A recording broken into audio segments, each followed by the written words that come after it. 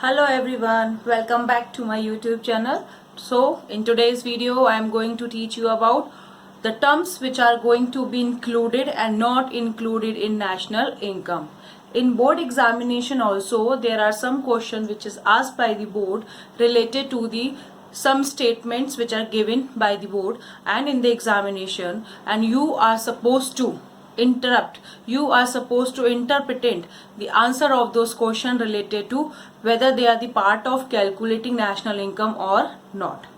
Right इसका मतलब what I am trying to explain you is कि अगर हम नेशनल इनकम कैलकुलेट करने जा रहे हैं तो उस नेशनल इनकम के कैलकुलेशन में कौन कौन सी चीजें हम इंक्लूड करते हैं और कौन कौन सी चीजों को हम अवॉइड करते हैं. अगर आपने मेरी प्रीवियस वीडियोस देखी हैं तो आपको अच्छी तरह याद हो गया होगा. मैंने आपको प्रिकॉशंस बताए थे तीनों फॉर्मूले के, income method, expenditure method and value added method.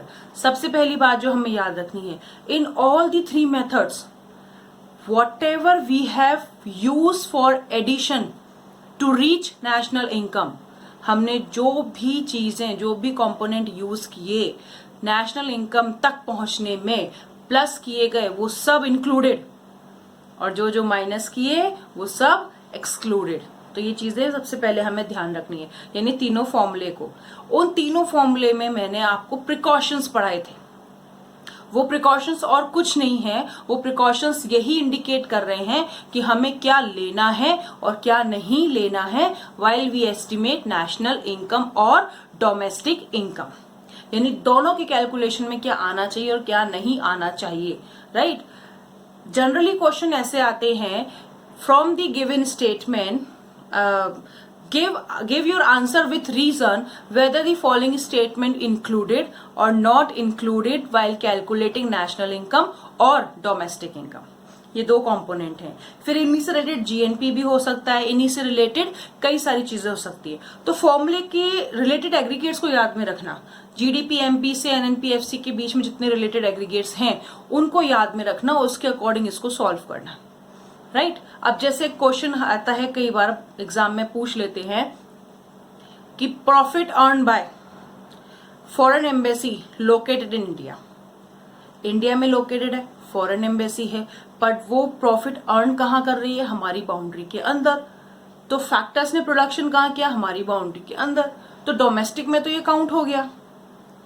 Right पर ये नेशनल में काउंट नहीं होता. यानी कि यहाँ पे कुछ पैरामीटर्स ऐसे भी हैं जिसमें हम डोमेस्टिक और नेशनल का भी डिफरेंस करते हैं.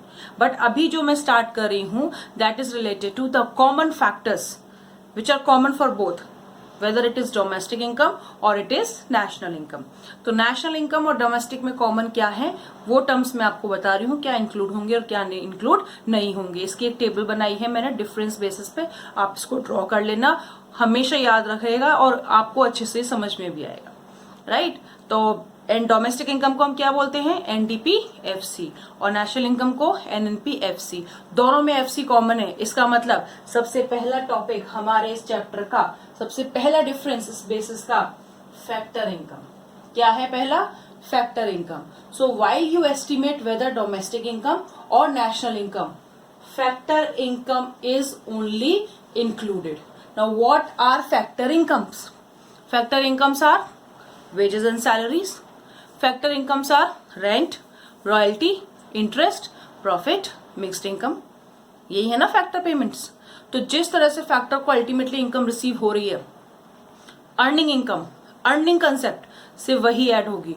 जिसमें अर्निंग कंसेप्ट नहीं है, यानी वन साइडेड ट्रांजेक्शन है, जिसमें सिर्फ रिसिप्ट कॉन्सेप्ट है, इट मीन्स वो सिर्फ क्या बता रहा है, वन मोड ट्रांजेक्शन. उसके पीछे कोई मनी नहीं है, उसके पीछे कोई फिजिकल मेहनत नहीं लगी, उसके पीछे कोई भी किसी भी तरह की सर्विसेज रेंडर नहीं हुई. तो वो क्या होंगे, हमारे ट्रांसफर पेमेंट. तो अब ट्रांसफर पेमेंट क्या हो गए, अनएम्प्लॉयमेंट अलाउंसेस गवर्नमेंट देती है, गवर्नमेंट को पता है जिनको दे रही है उनसे हमें कोई काम नहीं मिलने वाला, मीन्स वन साइडेड. स्कॉलरशिप जिसको दी जा रही है पता है वो अभी कुछ नहीं करेंगे, पढ़ने वाले स्टूडेंट हैं, one sided. Old age pension जो हमारी कंट्री में 65 प्लस एज ग्रुप के लोगों को दी जाती है, तो वो क्या है, ओल्ड एज पेंशन. यानी पता है वो लोग प्रोडक्टिव नहीं हैं, फिर भी उनको देनी है. तो ये सब हमें करने पड़ते हैं बियर, यानी इनसे हमें कुछ मिलेगा नहीं रिटर्न में, सिर्फ हम इनको दे रहे हैं. So these all are called as transfer payment, जिसको हम यूज नहीं करते। सेम फॉर डायरेक्ट टैक्सेस, जो डायरेक्ट टैक्सेस होते हैं like income tax, corporate tax, ये सारी चीजें, वेल्थ टैक्स एंड ऑल, ये सारे टैक्सेस ट्रांसफर पेमेंट है। क्यों? क्योंकि हमें ये गवर्नमेंट को देने पड़ते हैं, पर इसके बदले गवर्नमेंट हमें कुछ नहीं देता। पता है ना, जब पेरेंट्स अपनी सैलरी से इनकम टैक्स पे करते हैं तो क्या उनके बदले में गवर्नमेंट उन्हें कुछ देता है? नो। Same is here. तो सारे सभी तरह के जो डायरेक्ट टैक्सेस हैं वो सब क्या है? ट्रांसफर पेमेंट है। ये सेम फॉर इनडायरेक्ट टैक्सेस, ये सब ट्रांसफर पेमेंट है, इनके बदले हमें कुछ भी नहीं मिलता, right? So this is called transfer payment. Understood here? And here also some type of remittances given by your relative living in abroad, and when you are giving them in abroad also, they are not be counted while calculating national income or domestic income. Now coming to the second point, only productive activity, क्या इसमें include होगी? Only productive activity, यानी वही activity include होंगी जिनके पीछे कुछ production हो रहा है। यानी it means activities which are done for the purpose of making production, for the purpose of making investment, for the purpose of generating income, because with production income generated. This is a concept of circular flow of income. So for this reason it is only used. No productive activities are not included. किसी भी तरह की non productive activity, यानी कि किसी भी तरह की ऐसी एक्टिविटी जिसके यूज होने से या जिसके होने से हमें किसी तरह का प्रोडक्शन नहीं दिखाई दे रहा, means they are for self motive only. Self motive only. अभी लग रहा होगा कि पहले हमें बताया गया था कि सेल्फ कंजम्पशन तो आता है। यस, सेल्फ कंजम्पशन के लिए किया गया प्रोडक्शन आएगा। व्हाई? बिकॉज वो करंट फ्लो ऑफ आउटपुट में इन्वॉल्व है। वो हमारे आउटपुट जो करंट ईयर का हम मेजर करने जा रहे हैं उसमें वो जनरेटेड है। दो it is use for self consumption but it was a part of final production, तो वो आता है। लेकिन अगर किसी तरह का पैसा लिया गया या किसी तरह का ट्रांजेक्शन लिया गया या किसी तरह की मनी ली गई, लेकिन उसके पीछे कोई भी प्रोडक्टिव वर्क नहीं हुआ, उसका कहीं भी प्रोडक्टिव यूज नहीं हुआ, तो वो काम नहीं आएगा। कैसे? सपोज मैंने बैंक से लोन लिया, बट किस लिए लिया? कार खरीदने के लिए, सेल्फ कंज्यूम, अपने घर के लिए कार खरीदने के लिए। तो आप सोचिए, कार खरीदी तो कार का कोई प्रोडक्टिव यूज हुआ? वो तो आपने अपने खुद के प्रेस्टीज के लिए या अपने खुद के स्टेटस के लिए खरीदी या अपने कन्वीनियंस के लिए खरीदी या आप किसी काम के लिए खरीदी, बट उसका कोई प्रोडक्टिव यूज नहीं हुआ, तो वो यहाँ पे इंक्लूड नहीं होगी, right? Coming to the next point, only final goods and services. ये तो हमें पता ही है क्योंकि जीडीपी की डेफिनेशन ही यही है, market value of all good, final goods and services. तो हम इंटरमीडिएट कॉस्ट, प्रोडक्शन मेथड याद आ गया, sales plus change in stock minus intermediate cost, right? तो हम इंटरमीडिएट कॉस्ट यानी इंटरमीडिएट कंजम्पशन को हमेशा हटाते हैं, तो इंटरमीडिएट कॉस्ट कभी नहीं आएगी, इंटरमीडिएट कंजम्पशन कभी भी ऐड नहीं होगा। ओनली क्या यूज होगा? Final product. अब इंटरमीडिएट कॉस्ट क्या क्या हो सकते हैं? Like a firm paying to a CA working in his firm. एक सीए की फीस अगर वो पे कर रहा है, उसकी फर्म में वो काम कर रहा है, तो वो फर्म का क्या है? इंटरमीडिएट कंजम्पशन, क्योंकि वो उसके लिए खर्च कर रहा है, इसलिए वो इंटरमीडिएट कंजम्पशन हो गया, राइट? इसी तरह a farmer using seeds for producing crops, तो वो सीड्स क्या हैं? सीड्स क्या? इंटरमीडिएट कंजम्पशन, तो वो उसको हटाएगा, उसको हटा करके फाइनल आउटपुट देगा, राइट? तो इस तरह से इंटरमीडिएट गुड्स हमेशा के लिए हट जाती हैं। Next point here is imputed rent और owner occupied houses. Imputed rent यानी कि अगर, it means if we are using our own house, they are used as imputed rent, क्योंकि हम अपने घर का भले एक फिजिकल रेंट शो नहीं कर रहे but we are using it, और वो पेमेंट हम ऑलरेडी इन ह्यूज अमाउंट कर चुके हैं। तो जो पेमेंट है, इम्प्यूटेड हाउस जो हमारा खुद का घर है, उसको हम यूज कर रहे हैं for our current activities, for our current economic as well as income generating activities, तो वो सब किस में एड ऑन हो गया? इम्प्यूटेड रेंट वैल्यू और ओनर ऑक्यूपाइड हाउस, यानी कि ओनर का खुद का घर जिसमें वो रहता है, या इम्प्यूटेड रेंट। अगर आप अपनी ही लैंड पर फर्म बना लें तो उस लैंड का भी एक वैल्यू तो है जिसपे आप यूज कर रहे हैं, राइट? अगर आपके पास कोई लैंड स्पेयर में है, आपने उस पर अपनी बिल्डिंग बना ली या उस पर आपने अपना ऑफिस सेटअप कर लिया, तो भले ही उसका किराया नहीं लग रहा बट आप यूज तो कर रहे हैं, and that is use for purpose of production of services, For this reason it will be included. Understood? And the another activity comes in not included is domestic activities and non-monetary transaction. Domestic activities like cooking at home, working for home, like housewives, those who clean their house, those who work for their house, those who cook meals at the home. तो ये सब क्या है? Non monetary transaction है, इसके बदले कोई payment नहीं मिलता. बट रिमेंबर वन थिंग, अगर आपके घर मेड काम कर रही है, नौकरानी अगर काम करती है, तो उसको आप पे कर रहे हो, तो वो पेमेंट काउंट होगा, क्योंकि वो अपनी सर्विसेज रेंडर कर रही है, उसके बदले उसको काम मिल रहा है. तो सर्वेंट, मेड जो आपके यहाँ काम कर रहे हैं, उनकी इनकम काउंट होगी. बट अगर आप ही अपने घर में काम कर रहे हैं तो आपको कोई पेमेंट नहीं मिल रहा. Right? So cooking at home, no money. Non-monetary transactions and domestic activities does not included in national or domestic income. Right? Next, moving to next, investment expenditure. While we were calculating GDPMP through expenditure method, we used gross domestic capital formation. क्या है gross domestic capital formation? क्या है? Two type of investment. क्या कौन से? Fixed and inventory. तो किसी भी तरह का investment which are creating stock, which are creating assets for the firm, for the country, for anyone those who are involve in production process. किसी भी तरह के प्रोडक्शन प्रोसेस में अगर कोई इन्वॉल्व है and they are investing on machinery, they are investing on construction of building, government is investing in the purpose of making flyover. तो जितनी भी चीजों पे हम इन्वेस्ट कर रहे हैं उससे क्या मिल रहा है? एसेट. जिसमें पैसा लगाने से हमारी प्रॉपर्टी बढ़े, हमारा एसेट बढ़े, लॉन्ग टर्म रिटर्न्स हाई दिखें, तो सब है क्योंकि वो कहाँ यूज हुए?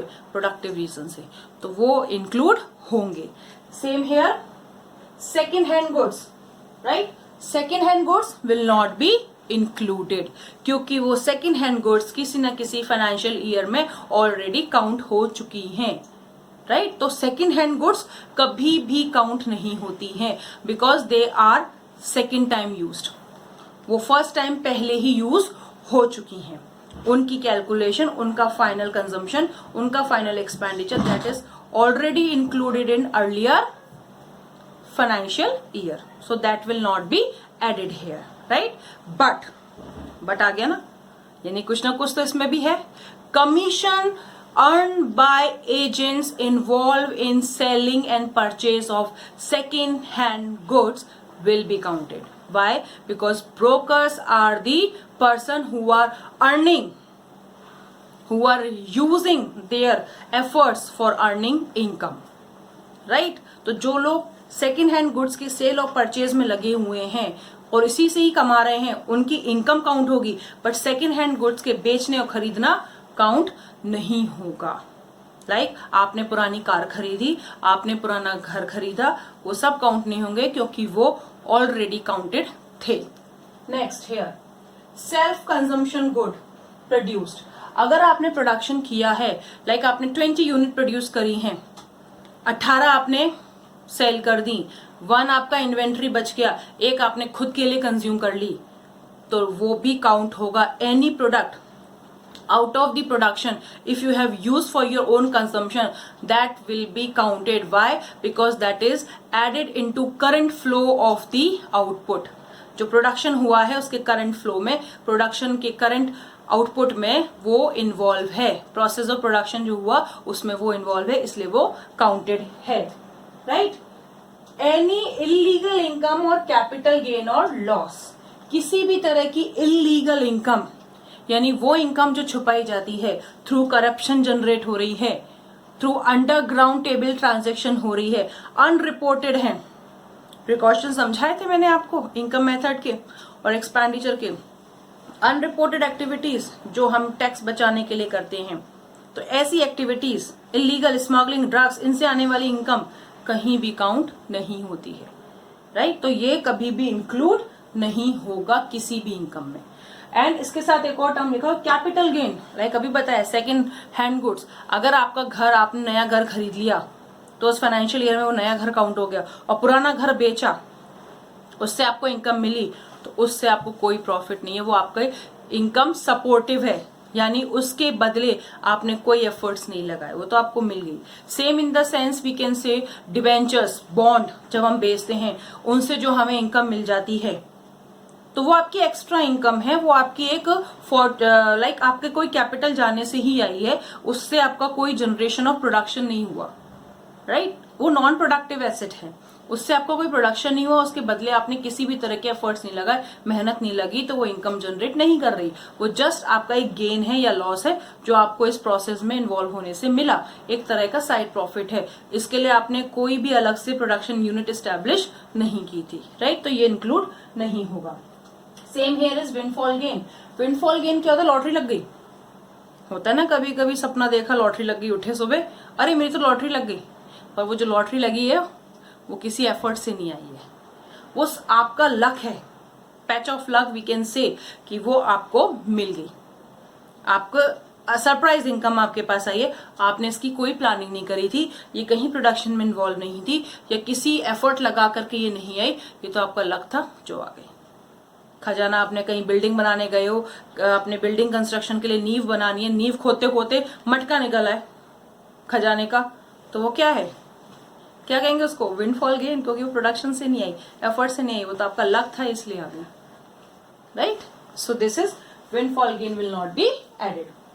Now the last, very important, understand it. Interest on loan for productive reason, bank, government, household सब इन्वॉल्व है, फर्म सब इन्वॉल्व है बैंक के साथ। सर्कुलर फ्लो में समझाया था ना मैंने, बैंकिंग सेक्टर जिसमें फर्म भी इन्वॉल्व है, जिसमें हाउस होल्ड भी इन्वॉल्व है, गवर्नमेंट वगैरह सब इन्वॉल्व होते हैं, तो सब लोन लेते हैं, लोन एडवांस और डिपॉजिट एक्टिविटीज चलती रहती है। अगर मैं बैंक में पैसा जमा करती हूँ तो मुझे इंटरेस्ट मिलता है, अगर कोई बैंक से हम लेते हैं लोन तो हमें इंटरेस्ट देना पड़ता है। तो अब ये ध्यान रखना है कि इंटरेस्ट जो हमारा फैक्टर इनकम का बड़ा हिस्सा है ऑपरेटिंग सरप्लस में, रेंट रॉयल्टी के बाद इंटरेस्ट, तो इंटरेस्ट कैपिटल को मिलता है, पर कैपिटल प्रोडक्टिव पर्पज से यूज हुई है तभी वो इंटरेस्ट काउंट होगा, अदरवाइज वो इंटरेस्ट नहीं काउंट होगा। कैसे? अभी मैंने बताया था, अगर मैंने कार खरीदने के लिए लोन लिया तो उस कार का कोई प्रोडक्टिव पर्पस नहीं है, यानी वो कार को इनकम जनरेट नहीं करेगी, वो तो मैंने अपने खुद के घर के लिए लिए, यानी सेल्फ का अपने पर्सनल कंजम्पशन के लिए लिए, उससे मैं कोई इनकम जनरेट नहीं करूंगी। Refrigerator purchased bye a firm for his own use, firm ने खरीदा रेफ्रिजरेटर खुद के यूज के लिए, तो अब आप सोचिए वो किसके लिए लोन लिया, तो किसके लिए? रेफ्रिजरेटर के लिए। वो कहाँ पे रखने? फर्म में, अपने खुद के यूज के लिए, यानी वो रेफ्रिजरेटर के यूज से कुछ प्रोडक्शन नहीं करने वाला है, वो तो सेल्फ कंजम्पशन के लिए, पर्सनल कंजम्पशन के लिए उसने इंटरेस्ट पे लोन पर लिया है। तो इस तरह के इंटरेस्ट काउंट नहीं होते हैं, इस तरह के इंटरेस्ट काउंट नहीं होते हैं। बट कौन से इंटरेस्ट काउंट होते हैं? जो प्रोडक्टिव पर्पज से लिए गए, यानी आपने लोन लिया, एक बिल्डिंग बनाई और प्रोडक्शन स्टार्ट किया, राइट? आपको सपोज कोका कोला की फैक्ट्री डालनी है, बैंक से लोन लिया तब आपने फैक्ट्री डाली, तो कोका कोला की फैक्ट्री डालने का पर्पस क्या है? अर्निंग मनी, अर्निंग इनकम, तो इसलिए वो इंटरेस्ट पेमेंट आपकी काउंट हो जाएगी। But interest which is not for productive reason कभी भी काउंट नहीं होगी। और इसमें सबसे बड़ा आता है नेशनल डेब्ट इंटरेस्ट। नेशनल डेट इंटरेस्ट कई बार पूछा जाता है, तो national debt interest are those interest which is paid by government using public property, public borrowings, public deposits. और पब्लिक डिपॉजिट्स कहाँ होते हैं? बैंक में। तो अगर बैंक से कोई भी लोन गवर्नमेंट लेती है, अगर गवर्नमेंट फर्म ले रही है, फर्म की बात करूं, भेल ले रही है, सेल ले रही है, या BSNL ले रही है, NTPC ले रही है, तो ये तो प्रोडक्टिव रीजन से लेंगे। ध्यान रखना, गवर्नमेंट की फर्म्स जितने भी नवरत्न है, महारत्न है, मिनी रत्न है, जो भी प्रोडक्टिव रीजन से ले रहे हैं, तो वो तो काउंट होगी, उनका इंटरेस्ट पेमेंट, लोन के बदले दिया गया interest by the government will be counted. But अगर यही गवर्नमेंट लोन ले रही है बैंक से in the account of national डेब्ट इंटरेस्ट, वो किस रीजन से ले रही है? स्कॉलरशिप देने के लिए, अनएम्प्लॉयमेंट अलाउंसेस देने के लिए, ओल्ड एज पेंशन के लिए, तो वो गवर्नमेंट का कंजम्पशन एक्सपेंडिचर है, गवर्नमेंट का खुद का एक्सपेंडिचर है, उस पे दिए जाने वाला interest to bank will not be counted. Remember it again, bank ने खुद के कंजम्पशन के लिए यूज किया, गवर्नमेंट ने खुद के कंजम्पशन के लिए इसको यूज किया है बैंक से लेके, तो उस पे दिए जाने वाला इंटरेस्ट काउंट नहीं होगा। सिर्फ कौन सा होगा? अगर कोई गवर्नमेंट फर्म लेती है या कोई गवर्नमेंट ऑर्गेनाइजेशन लेती है for the concern of production, तो उस पर दिए जाने वाला इंटरेस्ट काउंट होगा। समझ में आया आता? तो जल्दी से ये सारी चीजें लिख लीजिए, क्या इंक्लूड होंगी और क्या इंक्लूड नहीं होंगी दोनों में, नेशनल इनकम और domestic income. Write down fast.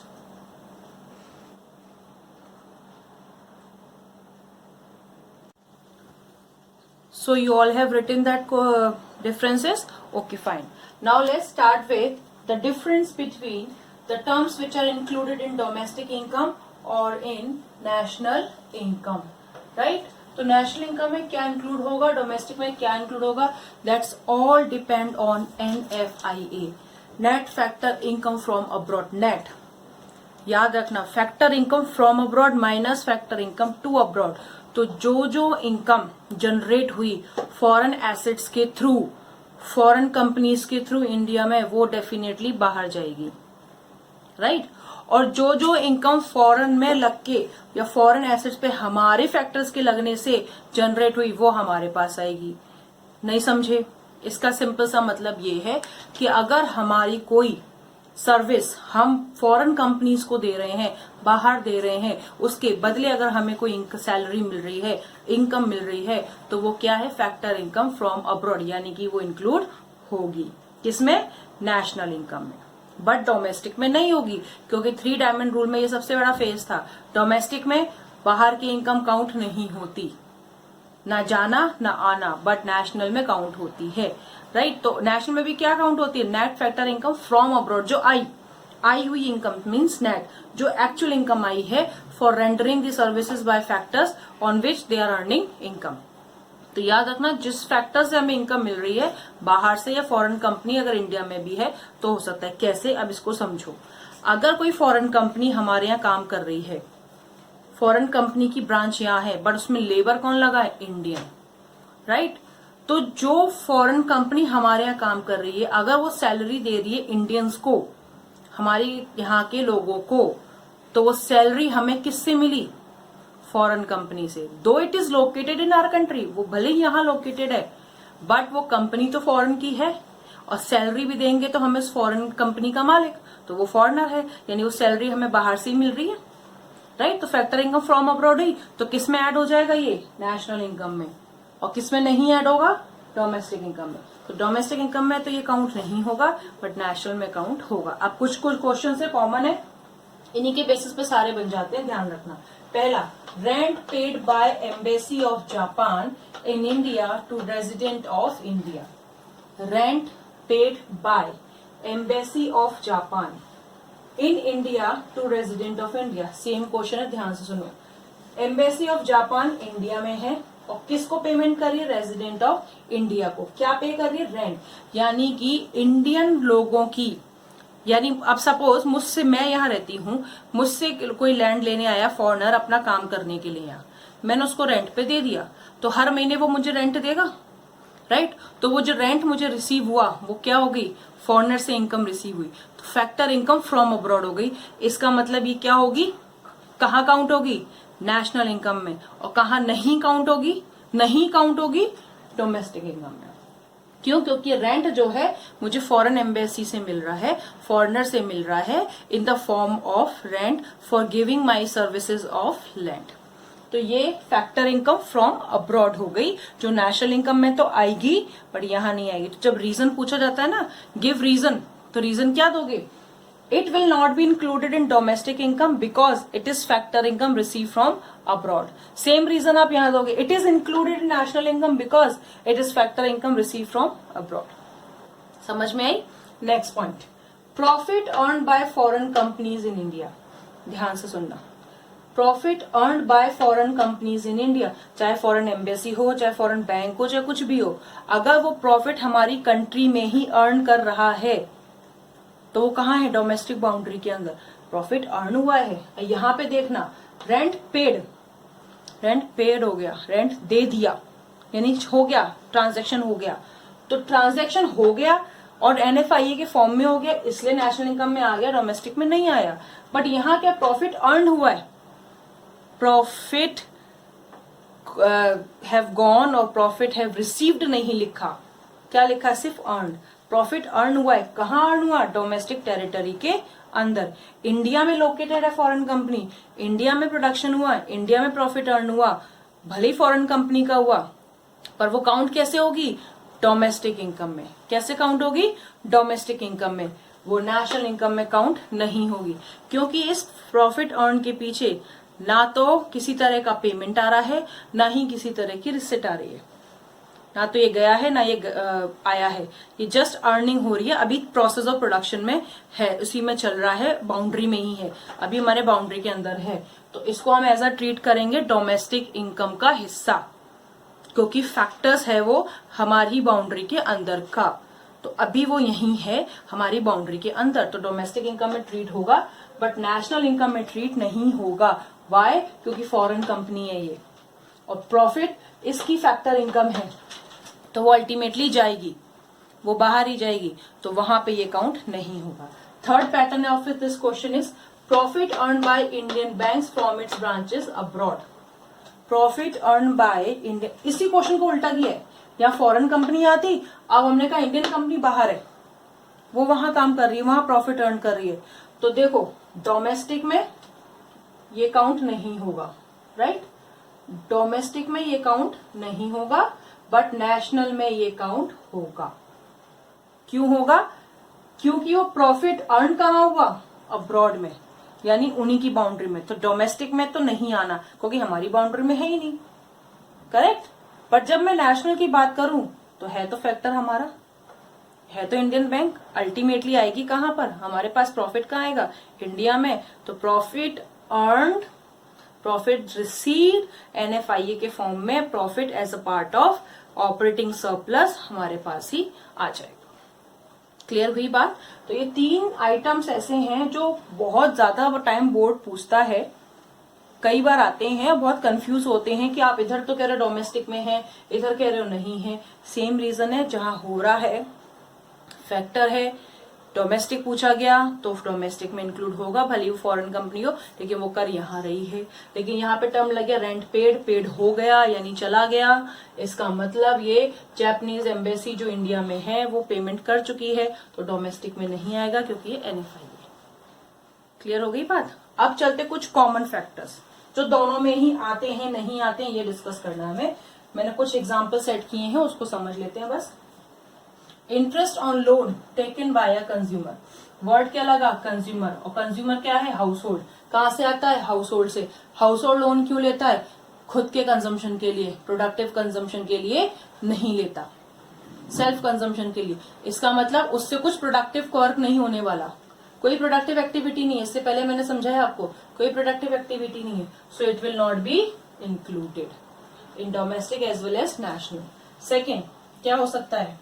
कुछ कॉमन स्टेटमेंट है जो बोर्ड में पूछे आते हैं, give reason and support the statement included और not included in calculating national income, ऐसे क्वेश्चंस बनते हैं। तो क्या है?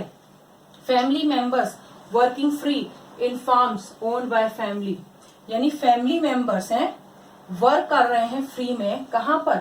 अपने ही खुद के फार्म में जो फैमिली की है, farm owned by the family. यानी मैं कहती हूँ आपसे कि मैं किसान हूँ, मेरे साथ में 3-4 लोग, हम मेरी फैमिली है, हम सब साथ रहते हैं और हम प्रोडक्शन कर रहे हैं फार्म पे, तो हम सब मिलके प्रोडक्शन कर रहे हैं, राइट?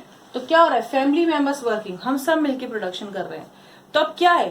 प्रोडक्शन, प्रोडक्टिविटी तो एक ही होगी ना, अल्टीमेटली प्रोडक्शन तो वही होगा। तो हमने क्या करी? इम्प्यूटेड सर्विस दी, यानी हमने क्या किया?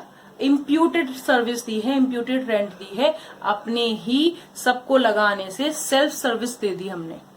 इसका मतलब हमें कुछ भी रिटर्न में नहीं मिल रहा, लेकिन हम प्रोडक्शन का हिस्सा बन गए, हमें रिटर्न में भी नहीं मिलेगा, वो हमारी फैमिली की इनकम, यानी जो हेड है जो काम कर रहा है एक्चुअल उसकी इनकम होगी, बट हम उस प्रोडक्शन का हिस्सा बने, इसलिए वो काउंट होगा।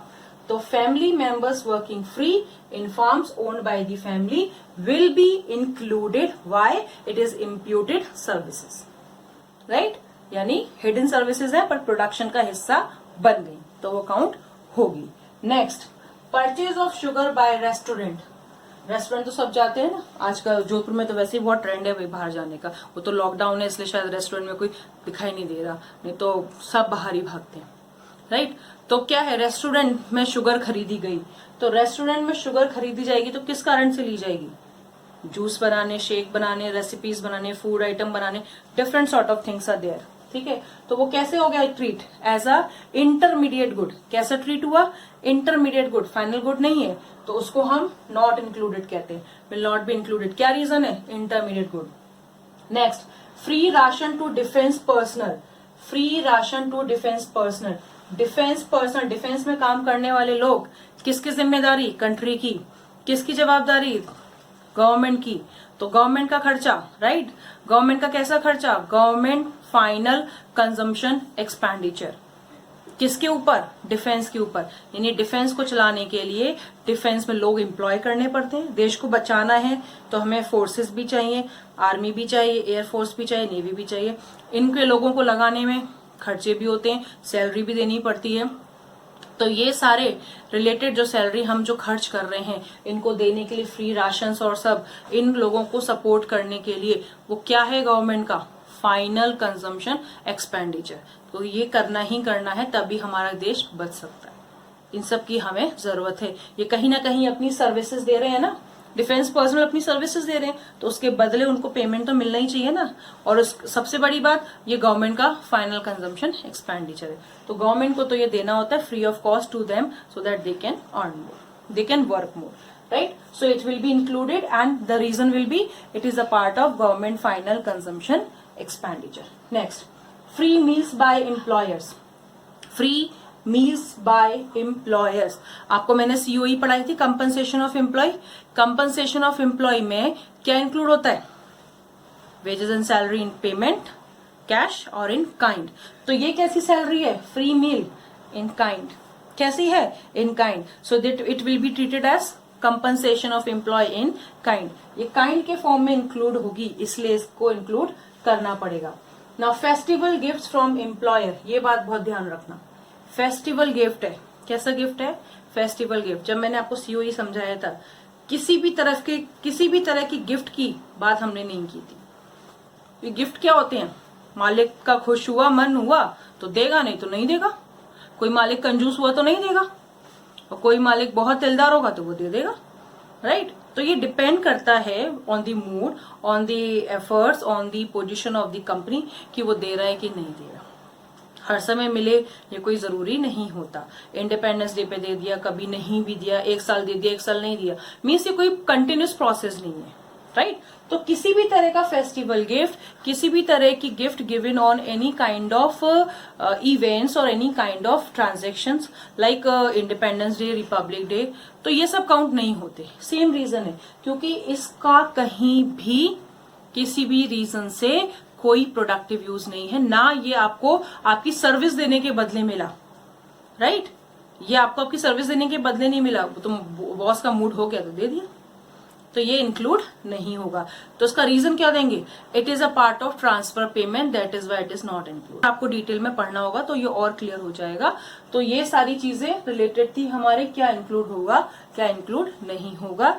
इसके लिए और डिटेल में पढ़िए। मैं इससे रिलेटेड कुछ वर्कशीट्स या कुछ कंसेप्ट जो है इससे रिलेटेड मैं अपने डिस्क्रिप्शन बॉक्स में डाल दूंगी, तो आप उसको देख लेना, जिससे आपको और अच्छे समझ में आएगा। और कुछ बुक्स इसके लिए जरूर प्रेफर करें, तो ये कंसेप्ट और इजी हो जाएगा आपके लिए समझना, क्योंकि बहुत ज्यादा वेरिएशन है इसमें। कई चीजें आती हैं, कई चीजें नहीं आती हैं, हम कई बार कंफ्यूज हो जाते हैं। बट एक बात ध्यान में रखिए, तीनों फॉर्मूले, उन तीनों फॉर्मूले में हमने जो जो आइटम इंक्लूड किए to calculate NDPFC and to calculate NNPFC, वो सब आएंगे, और जो नहीं कैलकुलेट किए वो नहीं आएंगे। एक क्वेश्चन और बनता है कॉर्पोरेट टैक्स।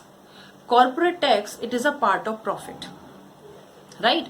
तो as a part of profit तो हम ट्रीट कर सकते हैं, बट कॉर्पोरेट टैक्स एक डायरेक्ट टैक्स भी है, तो एज अ ट्रांसफर पेमेंट इसको ट्रीट नहीं करते। Old age pension will not be added, क्यों? क्योंकि ट्रांसफर पेमेंट है। वैसे तो मैंने सारी डिटेल्स आपको डिफरेंस बेसिस पे समझा दी हैं, जो इससे पहले वाली स्लाइड में थी, आप उसको देखिए, फोकस करिए, समझिए। फाइनल इंटरमीडिएट का use, private final consumption expenditure and government final consumption expenditure का यूज। जैसे एक क्वेश्चन बनता है insurance premium paid by household, तो insurance premium paid by household क्या होगा? अपने इंश्योरेंस का प्रीमियम पे करा, तो क्या है? Private final consumption expenditure. और ये क्या होता है? प्लस होता है कि माइनस? प्लस, तो it will be added, right? So you just write down all these things, जल्दी से लिख लो फटाफट।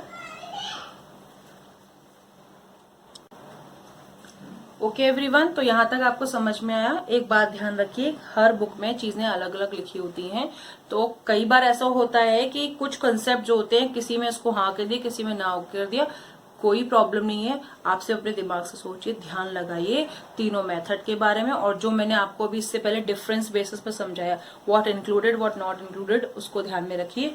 डोमेस्टिक नेशनल के डिफरेंस में सिर्फ इसको ध्यान में रखिए, इसके अकॉर्डिंग आप इजीली सॉल्व कर पाएंगे। तो आज की वीडियो में बस इतना ही। हमारा आज का सफर यहीं पे खत्म होता है, और इसके साथ ही नेशनल इनकम यूनिट का भी एंड हो जाता है, क्योंकि बोर्ड में इस तरह के क्वेश्चंस भी आए हैं। अभी लास्ट ईयर और इस साल शायद नहीं आए, इस साल तो नहीं आया है, लास्ट ईयर नहीं आया था, तो 2 साल से नहीं आया, तो मोस्ट प्रोबेबली कि कमिंग ईयर 2021 में ये आ सकता है, राइट। तो प्रैक्टिस करिए, ज्यादा सोचिए, ज्यादा दिमाग लगाइए, क्या आ सकता है क्या नहीं आ सकता। फिर भी डाउट आ रहे हैं तो आप मुझे कमेंट बॉक्स में लिखकर बताइए, ठीक है। So that's all for today, bye bye.